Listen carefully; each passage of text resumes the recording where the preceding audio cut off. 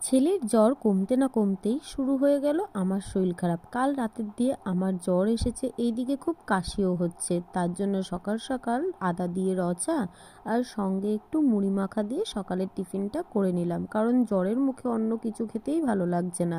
বাবিনের স্নানের সময় হয়ে গেছে, তাই বাবিনকে একটু তেল মাখিয়ে ছাদে নিয়ে এসেছিলাম যাতে ও একটু খেলাধুলা করে।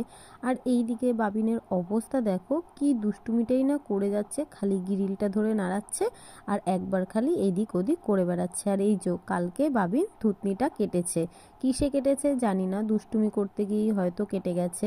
নিচে নিয়ে আসার পর বাবিনকে স্নান করিয়ে খাওয়ানো দাওয়ানোর পর আমিও এইদিকে খেয়ে নিচ্ছি। ট্যাংরা মাছের ঝোল দিয়েই আজকে ভাতটা খেলাম।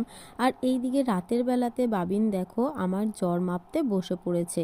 ছেলের যেরকম সেবা করছিলাম আমি, ছেলের যখন শরীর খারাপ হয়েছিল, ঠিক ছেলেও এখন দায়িত্ব নিয়ে নিয়েছে আমার সেবা করার।